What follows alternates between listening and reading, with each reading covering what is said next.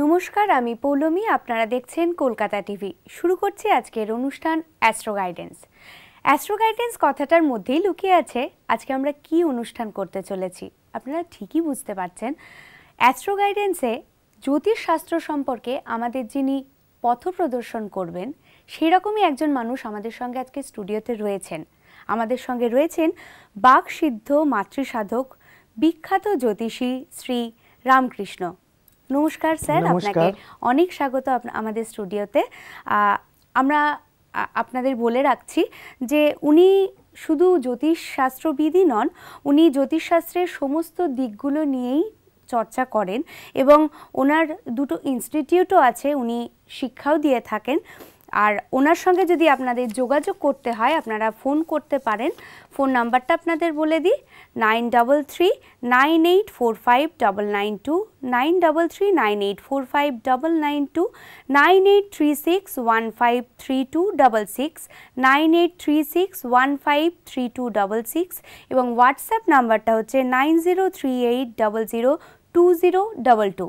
আমরা চলে আসব অনুষ্ঠানে, আমরা আলোচনা করব স্যারের সঙ্গে। স্যার, জ্যোতিষশাস্ত্র একটা ভাস্ট সাবজেক্ট, তো সেখানে অনেকগুলো বিষয় থাকে যেটা সম্পর্কে আমাদের পুরোপুরিভাবে জানাটা সম্ভব নয়। তো সেই বিষয়ে আপনার কাছে একটু জানতে চাইব যে জ্যোতিষশাস্ত্র যে চর্চা করা হয়, যে আমাদের যে পথ প্রদর্শন করা হয়, সঠিক দিশা দেখানো হয় জ্যোতিষে, সেটা কিভাবে করা হয় বা কিভাবে সম্ভব হয়? আচ্ছা, অনুষ্ঠানের শুরুতে প্রথমে প্রণাম জানাই আমার আরাধ্য দেবী তারা মাকে, তারপরে প্রণাম জানাই আমার পিতা মাতাকে এবং আমার সমস্ত দর্শক বন্ধুদের প্রণাম জানিয়ে আমার টেকনিশিয়ান যারা ভাই আছেন তাদের সকলকে শুভেচ্ছা এবং আপনাকেও শুভেচ্ছা জানিয়ে আজকের অনুষ্ঠানে আমি বক্তব্য আমার রাখছি। দেখুন, জ্যোতিষশাস্ত্র যেমন চিকিৎসা শাস্ত্র, রসায়ন শাস্ত্র, এরকমই জ্যোতিষশাস্ত্র যে কোনো শাস্ত্রই আমরা মানুষরা তৈরি করেছি যে আমাদের নিজের কল্যাণের জন্য, নিজেদের কল্যাণের জন্য। তো এই যে সাবজেক্টটা, এটা আজকে তৈরি নয়, এটার প্রায় 4500-5000 বছর পূর্বে আমাদের দেশে এই জ্যোতিষশাস্ত্রের কিন্তু আবিষ্কার করেন। তখন অনেক মুনি ঋষিরা তখন সাধনা করেছেন। সাধনা করে দেখুন, এই যে শূন্য আবিষ্কার করেছে আমাদের দেশেরই কিন্তু একজন ঋষি আর্যভট্ট, প্রথম তিনি শূন্য আবিষ্কার করলেন। তো আমাদের দেশে জ্যোতিষশাস্ত্রের মাধ্যমে একটি সন্তান যখন একটি জাতক বা জাতিকা জন্মায়, সেই জাতক জাতিকা যখন জন্মানোর পরে মানে সৌরমণ্ডলীতে যে গ্রহের সন্নিবেশ থাকে সেই অনুসারে দেখা যাচ্ছে, আমরা যদি ক্যালকুলেশন করে দেখি তার মধ্যে কিছু কিছু প্রভাব কিন্তু তৈরি হয়, যেই প্রভাবগুলো পরবর্তীকালে তার অ্যাটিচিউডের মধ্যে কিন্তু সেগুলো ধরা পড়ে। এবং আমরা একটা 12টা রাশি চক্র কিন্তু আমরা বানিয়ে রেখেছি, এটা তৈরি করা অ্যাস্ট্রোনমিতে এটা উল্লেখ আছে। কিন্তু আমাদের যেখানে অ্যাস্ট্রোলজিটা শুরু, সেই জায়গাটি হচ্ছে যখন মানুষের উপরে এর প্রভাব পড়ছে, মানুষের উপরে কি কার্যকলাপ পড়ছে। দেখা যাচ্ছে আমরা যখন আমাদের ছক বিচার করি, যে 12টা রাশি চক্র বিচার করছি, মেষ, বৃষ, মিথুন, কর্কট, সিংহ, কন্যা, তুলা, বৃশ্চিক, ধনু, মকর, কুম্ভ, মীন, এই 12টা রাশি একটা ঘড়ির যেমন 12টা ঘর থাকে ঘড়ির কাঁটা ঘড়ির মধ্যে, তেমনি ওখানে 12টা ঘরের মধ্যে যে কোনো একটা মানে লগ্নে একটা লগ্ন ধরা হয়। যেমন আমরা লগ্ন যদি বিচার করি, সকাল 6টা থেকে সকাল 9:30 অবধি একটা লগ্ন, সকাল 9:30 থেকে 8:30 অবধি, এগুলো আগে লগ্নটা বিচার করে নিতে হয়। সেই বিচার করে দেখে নিতে হবে যে সেই জাতক বা জাতিকা কোন লগ্নে জন্মগ্রহণ করেছে। এবার লগ্ন থেকে অ্যান্টি ক্লকওয়াইজ যদি আমরা ক্যালকুলেশন করি, তখন আমরা দেখতে পাই যে তার চতুর্থে কি আছে, পঞ্চমে কি আছে, প্রথমায় কি আছে, দ্বিতীয়ায় কি আছে, এইভাবে দেখে তার চারিত্রিক বৈশিষ্ট্য, গুণাবলী, সে আগামী দিন কতটা দৌড়তে পারবে। যেমন একজন প্লেয়ার, সে যখন মাঠে ছোটে একটা উড়ন্ত বল দেখে সে একটা অবধি যায়, গিয়ে হাতটা উঁচু করে, বলটা তার হাতের মধ্যে এসে পড়ে, তেমনি জ্যোতিষীরাও সেই বলটা মিসও তো হতে পারে, কিন্তু তার দৌড়ানোর একটা মাপ আছে। তেমনি অ্যাস্ট্রোলজাররাও একটা জন্মকুণ্ডলী বিচার করে, সম্পূর্ণ বিচার করে তারাও এই সিদ্ধান্তে উপনীত হয় এই জাতক জাতিকা আগামী দিন সকলের সাথে মানিয়ে চলতে পারবে কিনা, সমাজে একটা উন্নত মানুষের পরিচয় দিতে পারবে কিনা, আগামী দিন সে জীবন সংগ্রামে মানে জয়ী হবে কিনা, সেই সম্পূর্ণটাই কিন্তু আমরা বিচার করে বলতে পারি। এর মধ্যে যেমন দেখা যাচ্ছে একটি বাচ্চা প্রচণ্ড মানে দুরন্ত, সে মা বাবার কথা শুনছে না, পড়াশোনা করছে না, কথায় কথায় রেগে যাচ্ছে, তাইলে আমরা সঙ্গে সঙ্গে সেই হরোস্কোপটার মধ্যে দেখে নিই সেই জাতক বা জাতিকার মঙ্গলটা কোথায় আছে।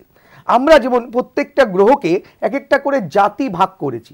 বৃহস্পতি একটা জাতি, মঙ্গল একটা জাতি। মঙ্গল হচ্ছে ক্ষত্রিয়, মানে যখন আমরা ইতিহাসে ফিরে যাই, আর্যরা যেমন তাদের শ্রেণীটাকে 4টে ভাগে বিভক্ত করেছিল, ব্রাহ্মণ, ক্ষত্রিয়, বৈশ্য, শূদ্র, সেই রকমভাবে আমরা কিন্তু গ্রহের একটা জাতি বিচার করি, যে গ্রহের জাতিগত স্বভাব, এই গ্রহ যখন এই গ্রহের প্রভাবে যে বাচ্চা জন্মগ্রহণ করেছে, আমাদের সায়েন্টিস্টরা দেখেছেন, মানে আমাদের সায়েন্টিস্টরা মানে যারা মুনি ঋষিরা এটা সাবজেক্টটা আবিষ্কার করেছেন, তারা দেখেছেন এই গ্রহের প্রভাবে জন্মগ্রহণ করলে এর মধ্যে কিছু ধার্মিক প্রকৃতি দেখা যায়, সে ন্যায়নিষ্ঠ ধর্মপরায়ণ হয়, সহজে কারোর কাছে মাথা নিচু করে না, তার নিজস্বতা বোধ বেশি থাকে, উচ্চাকাঙ্ক্ষা প্রবল থাকে। তাহলে একে এই গ্রহটাকে নাম দেওয়া হোক বৃহস্পতি, এটাকে বলা হোক ব্রাহ্মণ গ্রহ। এইভাবে কিন্তু আমরা আমাদের মুনি ঋষিরা ক্যালকুলেশন করেছি। দেখা যাচ্ছে যার যে যুদ্ধবিদ্যায় পারদর্শী জন্মাবার পরে যে গ্রহর অবস্থানে জন্মগ্রহণ করেছে, দেখা যাচ্ছে সে যুদ্ধবিদ্যায় পারদর্শী, সবসময় রাগ তেজ, একটা মানে ধৈর্য হারা হয়ে যাচ্ছে, একটা যুদ্ধদেহী মনোভাব তৈরি হচ্ছে তার, তখন কিন্তু আমাদের সায়েন্টিস্টরা সেটাকে নাম দিয়েছেন হচ্ছে মঙ্গল। মঙ্গল হচ্ছে ক্ষত্রিয় জাতিতে, তিনি ক্ষত্রিয়। এইভাবে আমরা কিন্তু বিচার করে আমাদের সাবজেক্টটা তৈরি হয়েছে। দেখা যাচ্ছে যোগ তৈরি হয় কতগুলো গ্রহ একটি ঘরের মধ্যে যদি সন্নিবেশ অবস্থায় থাকে, তখন সেটা হয় যোগ। যেমন দেখা যাচ্ছে বৃহস্পতি রাহু একই ঘরে অবস্থান করছে, তাহলে এখানে কি হবে, এটাকে বলা হয় গুরু চণ্ডাল যোগ। কেমন, বৃহস্পতি হচ্ছে ব্রাহ্মণ, রাহু হচ্ছে চণ্ডাল। চণ্ডালকে যদি বৃহস্পতি আর রাহু একই ঘরে যখন থাকছে, তাহলে হয়ে যাচ্ছে গুরু চণ্ডাল যোগ। মানে দেখা যাচ্ছে কোনো মানুষ প্রচণ্ড তার জ্ঞান আছে, তিনি কথায় কথায় জ্ঞানের কথা বলেন, কিন্তু রেগে গেলে তিনি কারোর মাথায় বাড়িও দিয়ে দিতে পারে, তার মানে তিনি হচ্ছেন জ্ঞান পাপী। দেখা যাচ্ছে এই গুরুচণ্ডাল যোগ যে জাতক জাতিকার থাকে, সে পিতা মাতার কাছে, পিতা মাতা দেখছে খুব ওবিডিয়েন্ট, তার মেয়ে দেখা যাচ্ছে প্রতিদিন স্কুলে যায়, মা বাবাকে সঙ্গে নিয়ে যাচ্ছে, ভালো পড়াশোনা করছে, কথা শুনছে, কিন্তু দেখা গেল একদিন মা বাবা বুঝতেই পারলো না ছেলেটি মা বাবার অপছন্দের, মেয়েটি মা বাবার অপছন্দের কোনো একটি ছেলের সাথে পালিয়ে চলে গেল। এই মেয়েটি কিন্তু অনেক জ্ঞানের কথা বলে, কিন্তু তিনি অজ্ঞানের মতো কাজ করলেন। এই যে এটাকে বলে গুরুচণ্ডাল যোগ। স্যার আমাদের একটা ফোন আছে, ফোনটা হ্যাঁ অবশ্যই আমরা ফোনটা নিয়ে নেব। নমস্কার, কে বলছেন? হ্যাঁ নমস্কার। নমস্কার। হ্যাঁ নমস্কার, আমি দেবজনসন থেকে বলছি, বিহার। হ্যাঁ আপনার নামটা বলুন। আমার নাম গীতা ভট্টাচার্য। হ্যাঁ নামটা বলুন। গীতা ভট্টাচার্য। রীতা। গীতা গীতা গীতা ভট্টাচার্য, হ্যাঁ বলুন। আমার ছেলে শুভদীপ ভট্টাচার্য। আচ্ছা আপনি কার সম্বন্ধে জানতে চাইছেন? ছেলের বিষয় জানতে চাইছি। ছেলের নামটা বলুন। শুভদীপ ভট্টাচার্য। আচ্ছা ছেলের ডেট অফ বার্থটা? 9 হ্যাঁ 11 হ্যাঁ 87। 87। আচ্ছা টাইম? 9 কি 11:87। 9/11 1987। হ্যাঁ কটার সময়? আর বিহার জন্ম। হ্যাঁ টাইম হচ্ছে বিহারে জন্ম। আচ্ছা। আর টাইম হচ্ছে ভোর 3:30 থেকে 4:30 মধ্যে। টাইমটা ঠিক সঠিক লেখা হয়নি, তো আচ্ছা আমরা একটা আন্দাজ করে নিয়েছি 3টে থেকে 4:30 মধ্যে, 4:30 মধ্যে এরকম টাইম আছে। আচ্ছা আচ্ছা। আপনি কি বিহার থেকে বলছেন? আপনি বিহারের কোন জায়গা থেকে বলছেন? আমি বিহারের গয়ার পর ডেরি অঞ্চল। আচ্ছা আচ্ছা ঠিক আছে, আপনি শুনতে থাকুন। আপনি শুনুন, এখানে যেটা দেখা যাচ্ছে ওর হরোস্কোপ বিচার করে আমি যেটা দেখতে পাচ্ছি, আপনি শুনে রাখুন, যে আপনি ছোটবেলা থেকে আপনার সন্তানকে খুব কড়াভাবে মানুষ করেছেন। এই যে একটু আগে আমি আলোচনার মধ্যে বলছিলাম যে গুরু চণ্ডাল যোগ, দেখবেন এই গুরু চণ্ডাল যোগ এবং মাঙ্গলিক যোগের কারণে আপনার এই যে সন্তান, হ্যাঁ, নাম হচ্ছে শুভদীপ ভট্টাচার্য, ইনি কিন্তু মনে মনে একটা জায়গায় তিনি স্থির করে রেখেছেন, এখানেই উনি বিবাহ করবেন। এই কারণে আপনার পছন্দের মেয়েদের সঙ্গে তিনি বিবাহে বসতে চাইছেন না, এটা আপনাকে বলতেও পারছেন না। ছোটবেলা থেকে আপনি ছেলেকে মনের কথা তার সঙ্গে ঠিকমতো ব্যক্ত করতে পারেননি, আর পারবেনই বা কী করে? ও তো খুব গোপন করার একটা মানসিকতা রয়েছে ওর যোগের জন্য, যেই কারণে আপনি কিন্তু ওর মনের কথা বুঝতে পারেননি।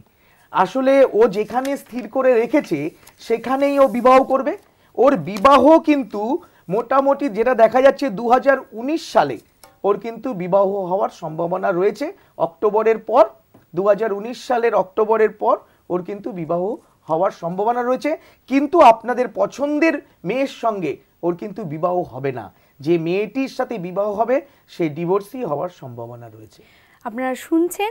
আপনারা যদি আরও ডিটেলসে কিছু জানতে চান তাহলে যোগাযোগ করুন ওনার মোবাইল নাম্বারে। মোবাইল নাম্বারটা বলছি 9339845992, 9339845992।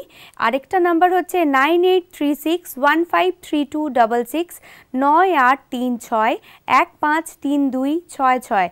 ওনার সঙ্গে হোয়াটসঅ্যাপেও যোগাযোগ করতে পারেন। হোয়াটসঅ্যাপ নাম্বারটা হলো 9038002022, 9038002022। ওনার চেম্বারগুলো আমি একবার বলে দিচ্ছি: কালীঘাট, গড়িয়াহাট, বাঘাযতীন, হাতিবাগান, ব্যারাকপুর, বারাসাত, চুঁচুড়া, বর্ধমান, দুর্গাপুর, আসানসোল, চিত্তরঞ্জন, জামশেদপুর, রানাঘাট, কৃষ্ণনগর, বহরমপুর, বোলপুর, তারাপীঠ, মালদা, রায়গঞ্জ, কালিয়াগঞ্জ, গঙ্গারামপুর, বালুরঘাট, ইসলামপুর, শিলিগুড়ি, মালবাজার, জলপাইগুড়ি, ধূপগুড়ি, ফালাকাটা, আলিপুরদুয়ার, কোচবিহার, কামাখ্যাগুড়ি, গুয়াহাটি, লামডিং, ডিব্রুগড়, আগরতলা, শিলচর, দিল্লি, মুম্বাই, আন্দামান এবং অন্যান্য বহু দেশেও উনি বসেন। এবং যে যে চেম্বারে উনি বসেন ওনার সঙ্গে আপনারা সরাসরি যোগাযোগ করতে পারেন। আপনাদের ফোন নাম্বার দেওয়া হচ্ছে, সেই ফোনে আপনারাও যোগাযোগ করতে পারেন। আপনাদের স্যার, আমাদের আরেকটা ফোন ঢুকে গেছে, আমরা ফোনটা নিয়ে নিচ্ছি। নমস্কার, কে বলছেন? নমস্কার, হ্যাঁ, কোথা থেকে? হাওড়া বকুলতলা, প্রীতম চক্রবর্তী। আচ্ছা, আপনার ডেট অফ বার্থটা বলুন।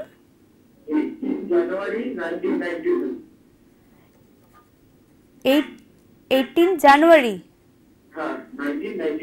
1992। আর টাইম? 2:20। কি রাত? দুপুর? আচ্ছা, আপনি শুনতে থাকুন।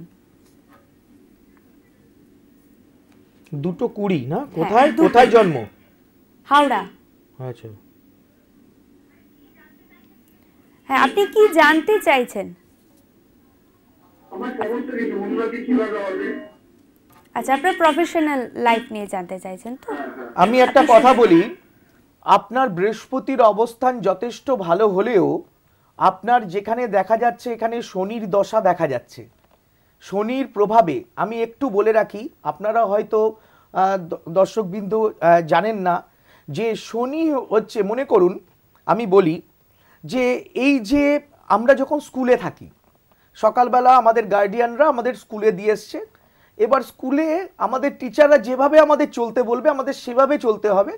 সেভাবে যদি আমরা না চলি আমাদের একটা পানিশমেন্ট হবে স্কুলে, বা স্কুল থেকে আমাদের তাড়িয়ে দেওয়া হবে। তো এই যে আমরা যে একটা দশা ভোগ করি না, সেই দশাটা সেরকম একটা স্কুলের মতো।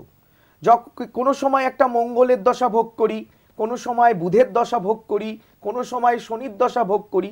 এই শনির দশা, শনির স্কুলে যখন আমরা পড়ি, শনির মানে যতদিন শনির দশা আমাদের থাকে ততদিন কিন্তু আমরা যদি খুব সৎভাবে না চলি, কেউ যদি শনির দশা দেখা যাচ্ছে কেউ 2 নাম্বারই কাজ করে, যে কেউ ঘুষের পয়সা পায়, বা কেউ মালিকের টাকা চুরি করে, হ্যাঁ, বা কেউ বাজে কাজ করে, তখন কিন্তু সেই দশায় তাদের খারাপ হয়। কিন্তু যে সৎভাবে চলে, যে সাধক, হ্যাঁ, যে মায়ের পুজো করেন, বা কেউ একজন মসজিদের কোনো ইমাম, বা কোনো একজন চার্চের কোনো পাদ্রী, বা যে কোনো ধার্মিক ব্যক্তি, যারা সবসময় কোনো খারাপ কাজ করতেই পারেন না, যে মানুষ ধর্মাবলম্বী মানুষ, যে কোনো ধর্মাবলম্বী মানুষ, তাদের যখন শনির দশা চলে তাদের কিন্তু কোনো অপকার হয় না।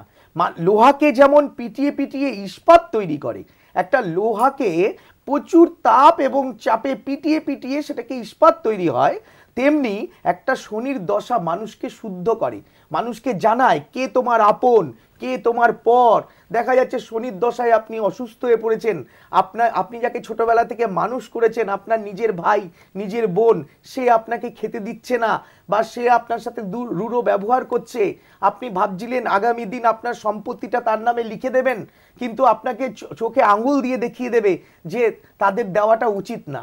সেই রকম ব্যাপার হচ্ছে শনির দশায় আপনাকে কিন্তু শুদ্ধ করে। শনি কিন্তু মারক গ্রহ নয়, এর দশায় জাতক জাতিকারা সহজে মৃত্যু হয় না। এই শনি মারক গ্রহ নয়। আপনার হরোস্কোপে যেটা দেখা যাচ্ছে বর্তমানে শনির প্রভাব কিন্তু প্রচণ্ড খারাপ আছে। এখানে আপনার কিন্তু দ্বাদশে শনি বসে আছে, প্রত্যেক কাজে বাধা, কোনো কাজ হতে গেলে হতে চাইছে না। সঠিক জায়গায়, মনে করুন একটা বোতলে যেমন সেই বোতলের ছিপিটাই সেই বোতলের জন্য প্রযোজ্য, তেমনি যে কাজটা আপনার জন্য দরকার সেই কাজে আপনার যদি যোগাযোগ না হয়, আপনি সঠিকভাবে নিজের কাজ খুঁজে পাবেন না। হয়তো একদিন দুদিন যাবেন, সেখানে বসের সাথে মনোমালিন্য হবে, বা কাজটা আপনার ভালো লাগবে না, আলসেমি ভাব আসবে, আপনি সেই কাজটায় কোনো ইন্টারেস্টই পাবেন না। এই জন্য শনি গ্রহ অবস্থানের জন্য প্রত্যেক কাজে বাধা, কোনো কাজ হতে গেলে হতে চাইবে না, যাকে ভালোবাসবেন সেখান থেকে আঘাত খাবেন। হ্যাঁ, দেখুন পৃথিবীতে আমরা অনেক সময় দেখা যায় বাবা মাকে ছোটবেলা থেকে যার জন্য পৃথিবীর আলো দেখলাম, তাকে ভুলে গিয়ে আমরা মানে ক্ষণিকের আলাপ, হ্যাঁ, হয়তো কোনো ছেলেকে দেখবেন, অনেক আমরা মিডিয়ায়ও দেখতে পেয়েছি যে মা বাবাকে অবহেলা করে, মা বাবাকে বিষ খাইয়ে দিয়ে একজন টিচারকে ভালোবেসে পালিয়ে গেছে মেয়ে। আবার দেখা যাচ্ছে, আপনাকে একটু থামাচ্ছি, আপনি এতটাই জনপ্রিয় সবার কাছে, এতটাই ভালোবাসে সবাই আপনাকে, এত ফোন আসছে যে ফোন না নিয়ে আমরা থাকতে পারছি না। এই জন্য আমি একটা কথা বলি, এই বিস্তারিত আলোচনা করতে গেলে কোনো হরোস্কোপ নিয়ে সেটা চেম্বারে আসা উচিত এবং টাইম নিয়ে আসা উচিত। কারণ আপনি যতক্ষণ, আমি মনে করি কোনো মানুষ যদি অ্যাস্ট্রোলজি সম্পর্কে না জানে, কোনো নিজে সাবজেক্ট, যে কোনো সাবজেক্ট, আপনি ডাক্তার না হতে পারেন, কিন্তু আপনার মেডিসিন সম্পর্কে কিছুটা জ্ঞান থাকতে হবে, যে আমি কি করে খাবো বা কোনটা খাওয়া উচিত, একটা মানে ন্যূনতম নলেজ যদি আপনার কোনো সাবজেক্ট সম্পর্কে না থাকে, আপনি সেই সাবজেক্টটা আপনার জীবনে, ব্যবহারিক জীবনে কাজে লাগাতে পারবেন না। আমরা ফোনটা নিয়ে নিচ্ছি। নমস্কার, কে বলছেন? নমস্কার। কোথা থেকে? আচ্ছা, রঘুনাথ ভট্টাচার্য। রবীন্দ্রনাথ ভট্টাচার্য। হ্যাঁ, রবীন্দ্রনাথ। আমার মেয়ের ব্যাপারে জানতে চাই। আপনার মেয়ের নামটা বলুন। সুস্মিতা ভট্টাচার্য। সুস্মিতা ভট্টাচার্য। হ্যাঁ, জন্ম তারিখ? 27/5/1999। 27/5/1999। কটার সময়? ওই রাত্রি 3:02। রাত্রি 3:02। 3:02। আচ্ছা, সেই জন্য 26 তারিখ 12টার পরে 27 তারিখ হলো, এই হিসেব তো? আচ্ছা, কোথায় জন্ম? সল্টলেক। জন্ম হচ্ছে আপনার হাবড়া গুমা।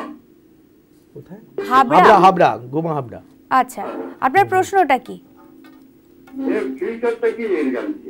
আচ্ছা, আপনি সঙ্গে থাকুন, শুনতে থাকুন। দেখুন, আপনার মেয়ে কিন্তু ছোটবেলা থেকে অনেক স্ট্রাগল করে, মানে দেখা যাচ্ছে অনেক মেয়েদের ক্ষেত্রে যেটা আমরা দেখি যে ভালো টিচার দেওয়া, ভালো সমস্ত কিছু বন্দোবস্ত করা, হ্যাঁ, এগুলো না পেলেও আপনি মেয়ে কিন্তু প্রচণ্ড আর্থিক টানাটানির মধ্যে জীবনে নিজের জেদে, নিজের প্রচেষ্টায় এই জায়গায় এসছে। আপনার মেয়ের ফিউচার কিন্তু খুব ভালো, আমি এটা লক্ষ্য করছি। ওর টিচিং প্রফেশনে চাকরির যোগ রয়েছে, কিন্তু একটা বিশেষত আরেকটু দেখে নেওয়া যেত, কারণ আজকে আমার যে ল্যাপটপটা সেটি একটু